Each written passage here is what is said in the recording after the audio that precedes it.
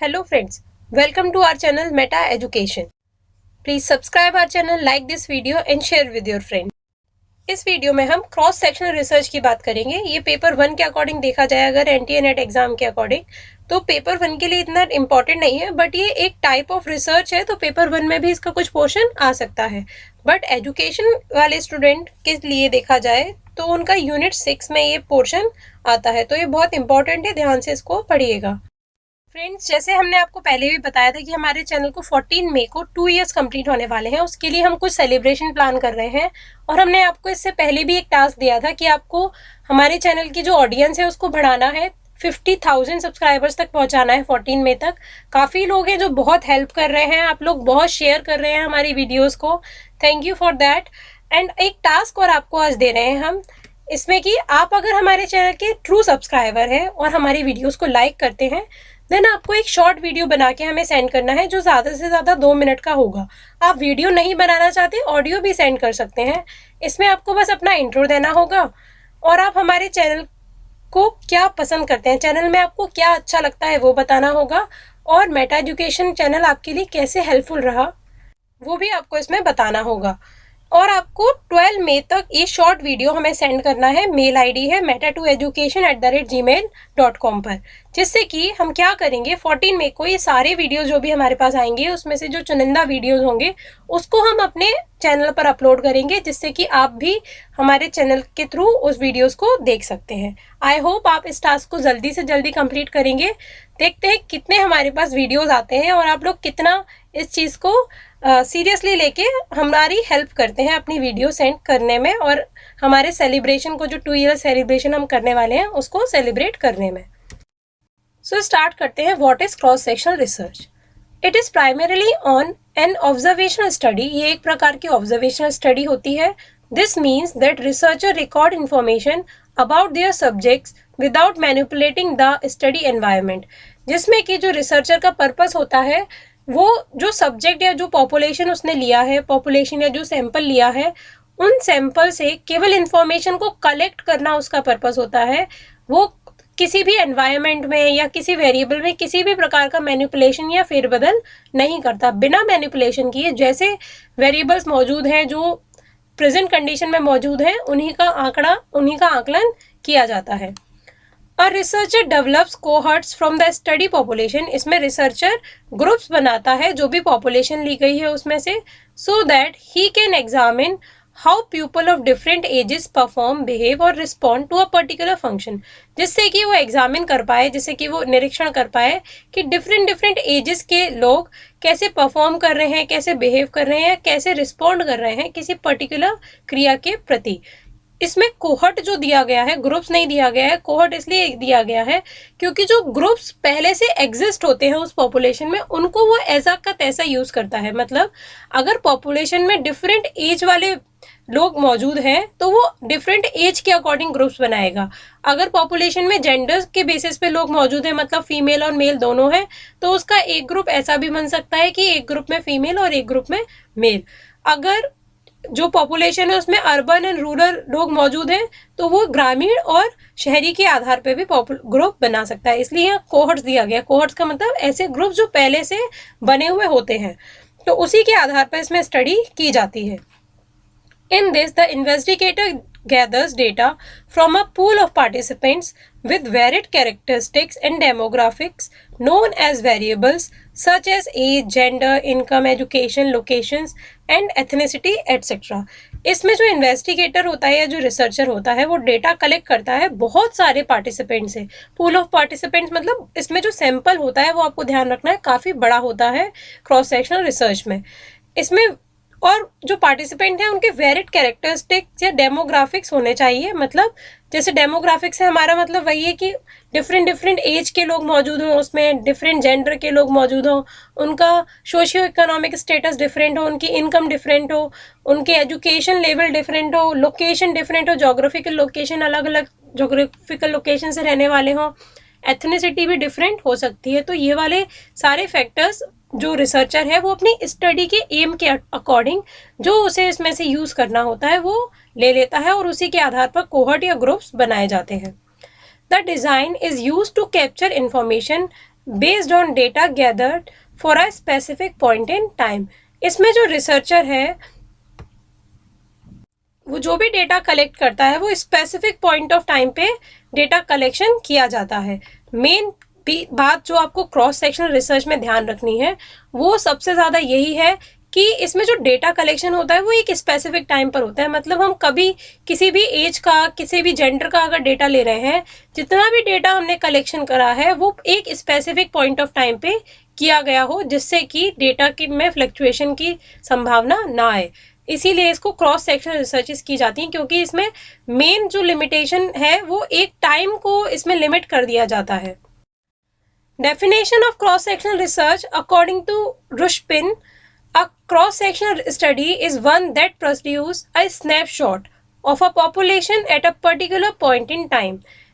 इनके according cross sectional studies वो हैं जिसमें एक टाइप का डेटा कलेक्ट किया जाता है, एक टाइप का स्नैपशॉट लिया जाता है। स्नैपशॉट जैसे आप समझते हैं ना कि स्क्रीनशॉट आप अपने फ़ोन का ले लेते हैं, तो उस समय का जो भी आपके फ़ोन की स्क्रीन पर या आपके लैपटॉप की स्क्रीन पर जो भी कुछ मौजूद होता है वो आपके स्क्रीनशॉट में आ जाता है, ठीक है। तो ऐसे ही स्नैपशॉट लिया जाता है किस चीज़ का, ऑफ अ पॉपुलेशन, उस पूरी पॉपुलेशन का एक पर्टिकुलर टाइम पे स्नैपशॉट लिया जाता है। The study involves looking at people who differ on key characteristics at one specific point in time. अब इसमें क्या देखा जाता है कि वो लोग आपस में कैसे डिफर कर रहे हैं उस पर्टिकुलर टाइम पे। जैसे एक पूरे टाइम के आधार पर कुछ ग्रुप से हमने डेटा कलेक्ट किया, ठीक है। अब इसमें अलग अलग ग्रुप हमने बना लिए पहले ही। जैसे एज ग्रुप के अकॉर्डिंग अगर बना लिया तो 1 to 10 ईयर्स का एक ग्रुप बना लिया हमने, एक ग्रुप बना लिया 11 to 20 ईयर्स का, एक ग्रुप हमने फिर से ऐसे ही 20 to 30 ईयर्स का बना लिया, और जो हमारा सैंपल था वो 1 to 30 ईयर्स के बीच में ही था। तो ये हमने 3 ग्रुप बना लिए। अब हमें ये देखना है जो भी पर्टिकुलर कैरेक्टरिस्टिक्स हम उस पॉपुलेशन का चेक करना चाह रहे हैं, हम कंपेयर करेंगे कि उस पर्टिकुलर टाइम पे, जैसे फॉर एग्जाम्पल अगर कोविड-19 के अकॉर्डिंग ले लिया जाए तो कोविड-19 की जो सिचुएशन चल रही थी उस समय 1 to 10 ईयर्स वाले जो सैंपल था उनका माइंडसेट कैसा था, 1 to 20 ईयर्स वाला जो सैंपल था उनका माइंडसेट कैसा था, 20 to 30 ईयर्स वाला सैंपल था उनका माइंडसेट कैसा था।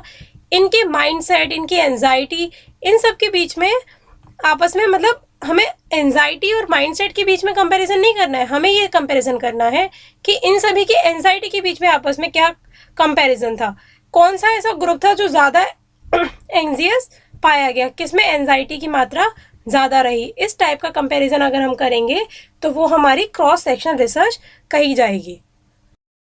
एग्जाम्पल इसका देखते हैं। जैसे क्वेश्चन है, relationship between television watching and student scores in test. हमने ऐसा ग्रुप बनाया है, हमें ऐसा रिलेशनशिप देखनी है कि जो स्टूडेंट टेलीविजन ज़्यादा देखते हैं उनके स्कोर से क्या संबंध है। तो इसके लिए क्या करा जाएगा, डिफरेंट ग्रुप्स बनाए जाएंगे। जैसे ग्रुप 1 ले लिया, ग्रुप 2, ग्रुप 3। अब इसमें स्टूडेंट्स है, पहले ग्रुप में ग्रेड 1 के ही स्टूडेंट हैं, दूसरे ग्रुप में ग्रेड 3 के ही स्टूडेंट हैं और तीसरे ग्रुप में ग्रेड 5 के ही स्टूडेंट हैं। अब हम इन्हें कंपेयर करेंगे आपस में कि ऐसे स्टूडेंट जो ज़्यादा टीवी देखते थे वो ग्रुप 1 में भी होंगे, ग्रुप 2 में भी होंगे, ग्रुप 3 में भी होंगे। पर हमने एक पर्टिकुलर टाइम पे इन सभी से डेटा लिया और उनके जो स्कोर्स थे उनको देखा। अब आपस में कंपेयर करेंगे कि ग्रेड 1 वाले स्टूडेंट्स का ग्रेड 3 वाले से क्या कंपैरिजन है। ऐसे ही हम क्या करेंगे, compared at one point in a time, किसी एक पर्टिकुलर टाइम पे इन तीनों ग्रुप को कंपेयर करेंगे तो वो हमारी क्रॉस सेक्शन रिसर्च के अंतर्गत आएगा। आई होप आपको इतना समझ में आ रहा होगा। इसमें हम कोई और वेरिएबल नहीं ले रहे हैं पहले से। हमारा जो मेन पर्पस है, जो पहले से बने बनाए ग्रुप, जैसे कि क्लास 1 के बच्चे, क्लास 3 के बच्चे, क्लास 5 के बच्चे, ये पहले से बने बनाए ग्रुप है, इनको ऐसा का ऐसा ले रहे हैं। हम उनको टीवी भी नहीं दिखा रहे, हम उनका कोई मैनिपुलेशन नहीं कर रहे किसी वेरिएबल का। बस हम जो उनसे क्वेश्चंस पूछे, जैसे आप कितना घंटे टीवी देखते हैं दिन में, तो इसके आधार पर हमने पता कर लिया कि ज़्यादा टीवी देखने वाले बच्चे कौन है और कम टीवी देखने वाले बच्चे कौन है। और उसी के आधार पे हमने जो उनके मार्क्स पहले से आए हुए थे, जो ग्रेड उनके क्लास में आए हुए थे, उसके साथ में कंपेयर कर रिलेशन बनाया और फिर कंपेयर किया ग्रुप ग्रेड 1 का, ग्रेड 3 का और ग्रेड 5 के बच्चों का आपस में। आई होप आपको एग्जाम्पल भी समझ में आ गया होगा। कैरेक्टरिस्टिक्स देखी जाए क्रॉस सेक्शनल रिसर्च की तो फर्स्ट है it can compare different population groups at a single point in time. ये अलग अलग पॉपुलेशन ग्रुप्स को एक ही टाइम में कंपेयर किया जा सकता है क्रॉस सेक्शनल रिसर्च के द्वारा। जैसा कि अभी हमने बताया कि क्लास 1 के बच्चों को क्लास 3 के बच्चों को भी कंपेयर हम कर पा रहे हैं, वही इसका एग्जाम्पल है। Researcher can not manipulate variables hence absence of experiment. इसमें रिसर्चर किसी प्रकार के कोई भी वेरिएबल को मैनिपुलेट नहीं कर पाता, इसलिए इसमें रिसर्चर एक्सपेरिमेंट भी नहीं कर पाता है, केवल डेटा कलेक्शन कर पाता है। They provide information only, they do not answer why of any phenomena. अगर क्रॉस सेक्शनल रिसर्च की बात की जाए तो ये केवल इंफॉर्मेशन प्रोवाइड करती है, हमें ये वाई वाला आंसर नहीं देती कि कोई भी जो इफेक्ट आ रहा है वो क्यों आ रहा है। बच्चे टीवी ज़्यादा देख रहे हैं तो उनके मार्क्स खराब आ रहे हैं, तो ये क्यों आ रहा है वो ऐसा आंसर नहीं देखती, बस वो आंसर हमें प्रोवाइड करवाती है कि बच्चे अगर टीवी ज़्यादा देख रहे हैं तो उनके रिजल्ट अच्छे नहीं आ रहे हैं। केवल ऐसी वाली इन्फॉर्मेशन हमें क्रॉस सेक्शनल रिसर्च से मिलती है। Cross sectional studies may not provide definite information about cause and effect relationship. इसीलिए हमें कभी भी cross sectional research cause and effect relationship नहीं बताती, क्योंकि इसमें एक्सपेरिमेंट जैसी कोई चीज़ नहीं होती। कोई 2 ग्रुप डिवाइड नहीं करते हम कि एक प्री टेस्ट पोस्ट टेस्ट लिया जाए, एक कंट्रोल ग्रुप एक एक्सपेरिमेंटल ग्रुप रखा जाए, ऐसा क्रॉस सेक्शनल रिसर्च में कुछ भी नहीं होता है। इसलिए कॉज एंड इफेक्ट रिलेशनशिप इसके थ्रू नहीं पता की जा सकती। It is just like taking a snapshot. जैसा बताया, ये केवल एक स्क्रीनशॉट या स्नैपशॉट लेने जैसा है, जो कि एक पर्टिकुलर टाइम पे हम किसी भी जो इच्छित हमारी पॉपुलेशन होती है, जो हम लेना चाह रहे हैं पॉपुलेशन, उस पॉपुलेशन से बस एक पर्टिकुलर टाइम पे सारा डेटा कलेक्ट कर लिया, वो हमारा स्नैपशॉट लेना जैसा हो गया। The simple reason is that such studies offer a snapshot of a single moment in time, they do not consider what happens before or after the snapshot is taken। अब हमने जैसे बोला कि रिलेशनशिप इन स्टडीज से नहीं पता चलती, Y वाले आंसर नहीं पता चलते हैं स्टडीज से, और हमें कॉज एंड इफेक्ट रिलेशनशिप भी नहीं पता चलती। तो ऐसा क्यों है? क्योंकि हमने केवल एक टाइम पे स्नैपशॉट लिया, जैसे स्क्रीनशॉट ले लिया फ़ोन का हमने, अब उसके बाद में क्या हुआ, उससे पहले क्या हुआ था, वो सारी चीज़ें हमें कुछ भी नहीं पता है। इसलिए हम किसी भी प्रकार का रिलेशनशिप, किसी भी प्रकार का कॉज एंड इफेक्ट रिलेशनशिप नहीं बता पाते। Findings are drawn from whatever fits into the frame. और जो भी फाइंडिंग इसमें बताई जाती हैं वो केवल उसी आधार पर हम फाइंडिंग्स दे पाते हैं जो उस सिंगल पर्टिकुलर टाइम पे हमारे फ्रेम में, या जो भी हमने डेटा कलेक्शन किया है उसमें जो आ गई, उसी के आधार पर हम अपनी फाइंडिंग्स दे पाते हैं। Advantages of cross sectional research. इसके कुछ एडवांटेजेस हैं। First, it allows researcher to compare many different variables at same point in time with little or no additional cost. इसमें कोई ज़्यादा कॉस्ट भी नहीं लगती है, और एक रिसर्चर बहुत सारे वेरिएबल्स को एक सिंगल पॉइंट ऑफ टाइम पे ही उनके बारे में जो भी डेटा कलेक्शन है वो ले सकता है और कंपेयर भी कर सकता है। Relatively inexpensive and takes up little time to conduct. ये बहुत इनएक्सपेंसिव होती है, मतलब ज़्यादा खर्चा नहीं होता और समय भी इसमें इन स्टडीज़ को करने में कम लगता है। Can estimate prevalence of outcome of interest because sample is usually taken from the whole population. इसमें सैम्पल जो है वो बहुत बड़ी पॉपुलेशन से लिया जाता है, इसलिए जो भी आउटकम आते हैं उनको हम आसानी से प्रसार उनका किया जा सकता है। Focus on studying and drawing inferences from existing differences between people, subject और फिनोमेना। इसमें जो मेन पर्पस होता है वो ये स्टडी करना होता है, इस चीज़ का अध्ययन करना होता है कि जो भी एग्जिस्ट डिफरेंसेस हैं कुछ लोगों में, कुछ सब्जेक्ट्स या कुछ किसी फिनोमेना में, उसको आइडेंटिफाई करना। Groups identified for the study are purposefully selected based upon existing differences in the sample rather than seeking random sampling। इसमें रैंडम सैम्पलिंग नहीं की जाती, बल्कि जो ग्रुप्स हैं वो जो पहले से निर्मित ग्रुप हैं, जैसे अभी आपको बताया था कि डिफरेंट एज के आधार पर, डिफरेंट एथनिसिटी के आधार पर, डिफरेंट रिलीजन के आधार पर उन्हीं ग्रुप्स को ऐसा का ऐसा लिया जाता है और कंपैरिजन उनमें किया जाता है। Contains multiple variables at the time of the data collection. और जैसा फर्स्ट में अभी बताया, इसमें बहुत सारे वेरिएबल्स कंटेन रहते हैं जब हम डेटा कलेक्शन करते हैं उसी टाइम पर। Many findings and outcomes can be analyze to create new theories, studies और इन डेप्थ रिसर्च। इसमें हम कोई रिलेशनशिप तो नहीं जो है कॉज एंड इफेक्ट रिलेशनशिप को नहीं डिफाइन कर पाते, बट हम यहाँ पर क्या कर सकते हैं, जो इन डेप्थ रिसर्च है किसी भी फिनोमिना के बारे में वो की जा सकती है, many findings and outcome analyse किए जा सकते हैं और कोई नई नई थ्योरीज बनाई जा सकती हैं। इसमें जो हाइपोथेसिस है इसकी थ्रू क्रॉस सेक्शनल रिसर्च के थ्रू हाइपोथेसिस का निर्माण भी किया जा सकता है। कुछ डिसएडवांटेजेस है क्रॉस सेक्शनल रिसर्च के। फर्स्ट, फाइंडिंग पीपल, सब्जेक्ट्स और phenomena to study that are very similar except in one specific variable can be difficult. ऐसे लोगों को, ऐसे सब्जेक्ट को या ऐसे फिनोमेना को ढूंढना जो आपस में तो बिल्कुल सेम हो, बस केवल एक उनमें कोई क्राइटेरिया है जो डिफरेंट हो, काफ़ी हद तक मुश्किल हो जाता है। Results are static and time bounded and therefore give no indication of a sequence of events or reveal historical or temporal context.